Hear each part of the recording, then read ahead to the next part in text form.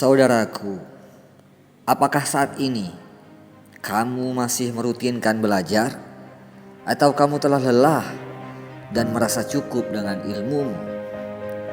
Apakah kamu mengira bahwa belajar itu hanya cukup di bangku sekolah dan kuliah saja? Belajar bukan hanya kewajiban, tapi harus menjadi kebutuhan utama kita. Kebutuhan untuk eksis dan berkembang. Tanpa belajar, kita tak akan pernah memulai. Tanpa memulai, kita tak akan pernah berhasil. Lihatlah, siapakah orang-orang yang di depan, orang-orang yang di puncak, yang memimpin, yang menjadi rujukan dan perhatian.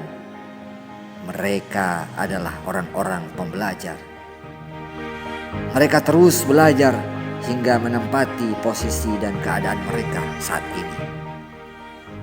Tanpa belajar, hidup seperti air yang tak bergerak, diam dengan keadaannya.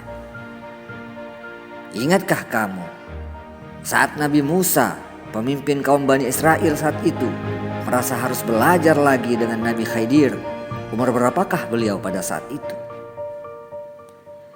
Saudaraku, saat kita berhenti belajar, saat itulah kita berhenti berkembang, berhenti memanfaatkan potensi yang telah Tuhan berikan kepada kita.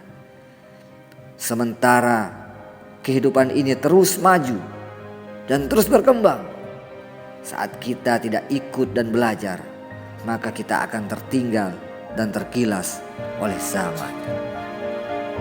Penyesalan itu milik mereka yang tak mau belajar. Yang tak belajar, mereka ditempatkan di bawah, di pinggir, dan di luar arena.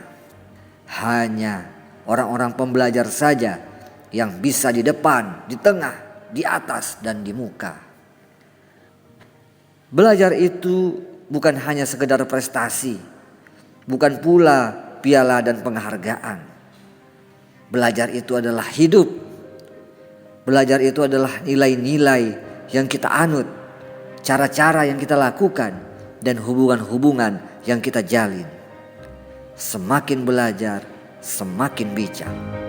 Semakin belajar, terasa semakin kurang. Namun betapa banyak orang yang hanya sedikit ilmunya, mereka terjebak, gampang menyalahkan orang, terbawa nafsu angkara.